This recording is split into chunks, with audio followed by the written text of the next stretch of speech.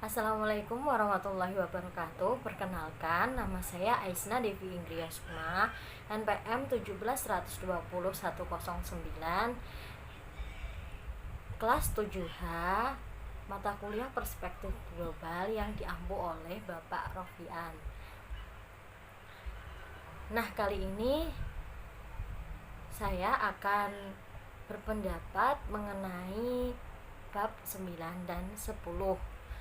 Nah, di sini mengenai tentang corona atau COVID-19. Nah, COVID-19 ini ditemukan di Wuhan, berasal dari Wuhan, dari China. Nah, ada yang berpendapat bahwa virus corona itu asal mulanya dari hewan. Nah, menemukan hewan dengan virus yang cocok seperti yang ada pada pasien virus corona atau COVID-19 awal akan menjadi cara yang paling mudah untuk melacak patogen, tetapi waktu juga bertentangan dengan strategi itu. Sebuah teori awal mengatakan virus itu menyerang manusia dari binatang di pasar basah di kota Wuhan tadi. Nah, tempat sejumlah pasien corona pertama diidentifikasi saat sedang bekerja atau berbelanja. Hal ini dipertanyakan ketika para pejabat dari Pusat Pengendalian dan Pencegahan Penyakit China mengatakan mereka tidak menemukan virus dan tes sampel hewan dari pasar. Nah, para ilmuwan menduga virus itu dapat berasal dari kelelawar tapal kuda setelah menemukan kecocokan 96% di China. Tantangan lain adalah tidak adanya pasien 0 atau manusia pertama yang terinfeksi yang dapat menunjukkan virus corona telah menular dari hewan. Nah, selanjutnya gambarnya tidak jelas. Pasien pertama diidentifikasi oleh Rumah Sakit Wuhan pada bulan Desember lalu. Tetapi kemudian analisis genetik menempatkan temuan penularan virus ke manusia sebelumnya di musim gugur. South China Morning Post melaporkan bahwa kasus COVID-19 ini ditemukan di Tiongkok pada bulan November. Berdasarkan data pemerintah yang tidak dipublikasikan, studi di Eropa menunjukkan virus corona berada di sana pada akhir tahun lalu. Pada akhir tahun lalu berarti 2019 atau lebih awal dari yang diperkirakan. Sementara pejabat kesehatan Cina mengatakan penelitian asal muasal virus corona harus dilakukan di beberapa negara. Nah, adanya virus corona di Indonesia ini sangat meresahkan semua kalangan, mulai dari yang bekerja, yang sekolah, dan lain sebagainya. Adanya virus corona menghambat aktivitas di luar rumah. Nah, sekarang kita harus mematuhi protokol kesehatan dari pemerintah seperti mencuci tangan, menggunakan hand sanitizer, mencuci tangan dengan sabun, menggunakan hand sanitizer, menggunakan masker saat melakukan aktivitas di luar rumah.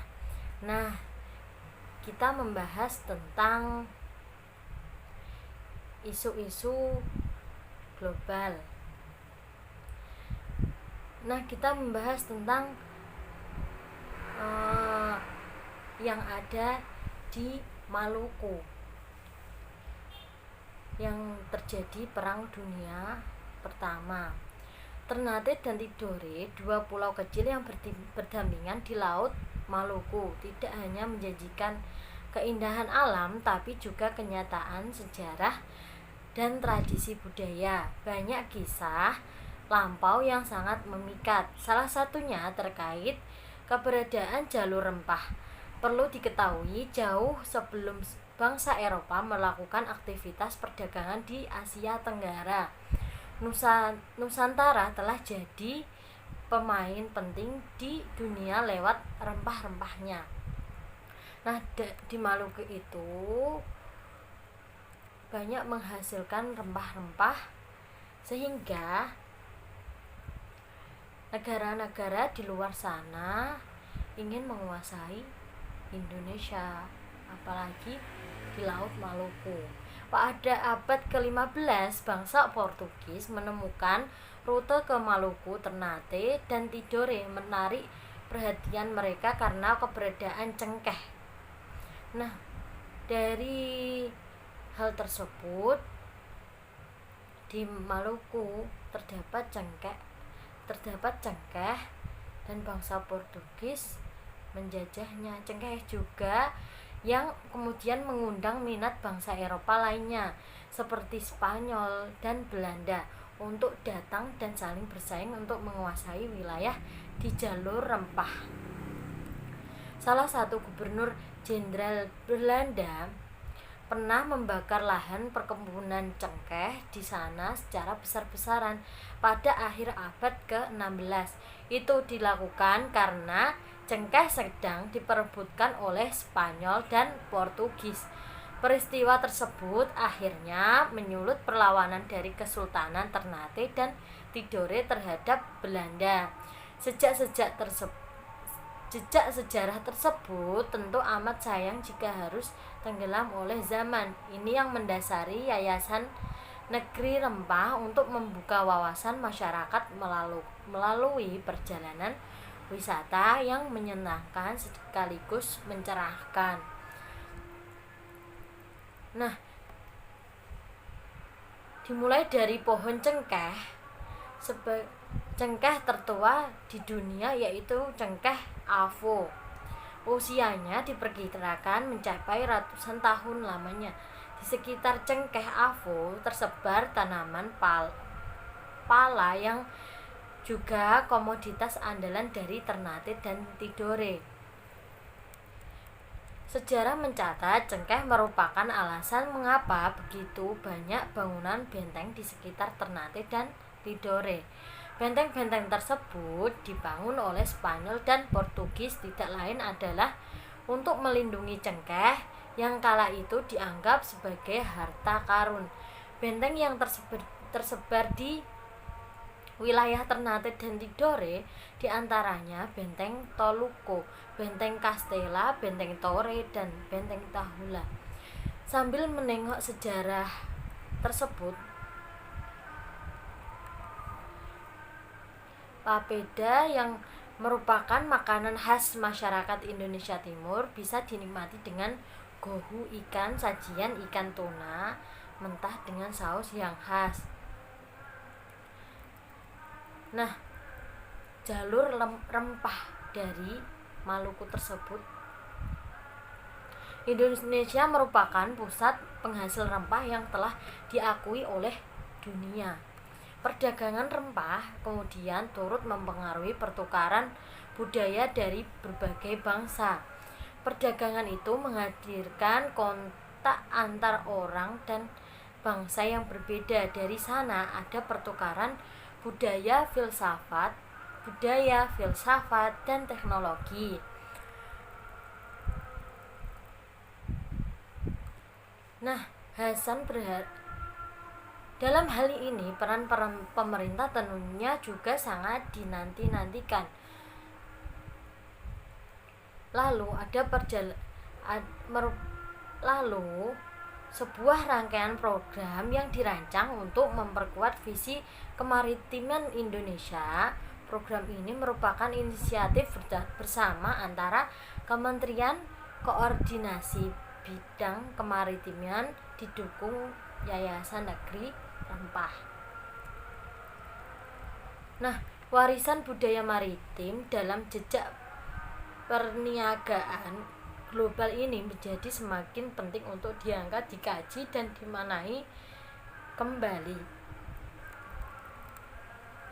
Nah, kita membahas tentang Perang Dunia Kedua, yaitu tentang Freeport.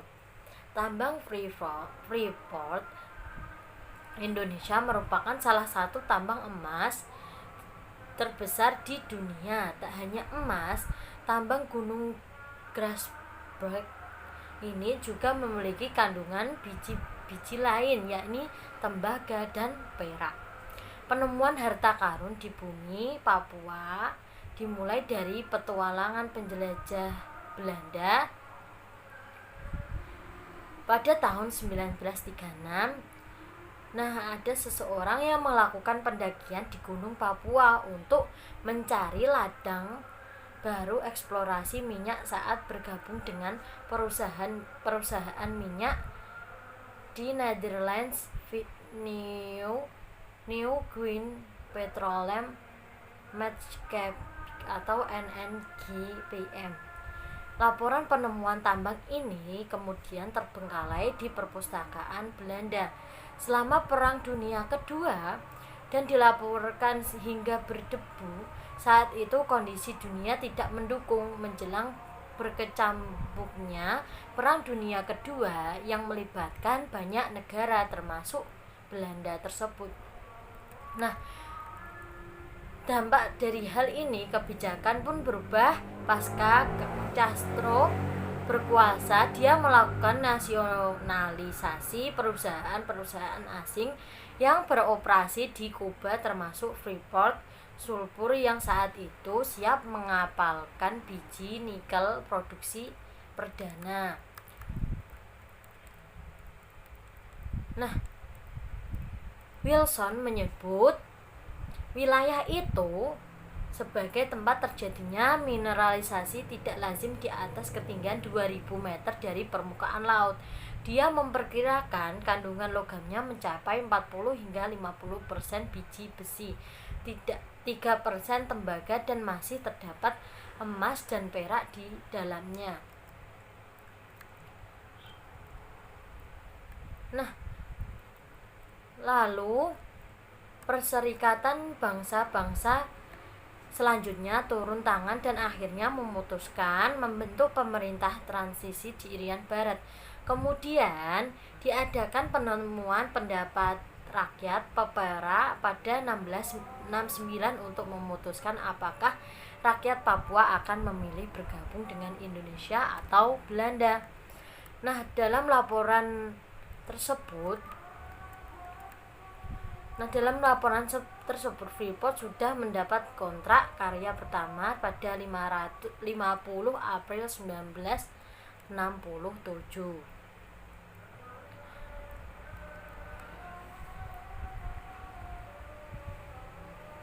Nah, itu yang dapat saya sampaikan. Kurang lebihnya mohon maaf. Wassalamualaikum warahmatullahi wabarakatuh. Terima kasih sudah menonton. Tunggu video selanjutnya.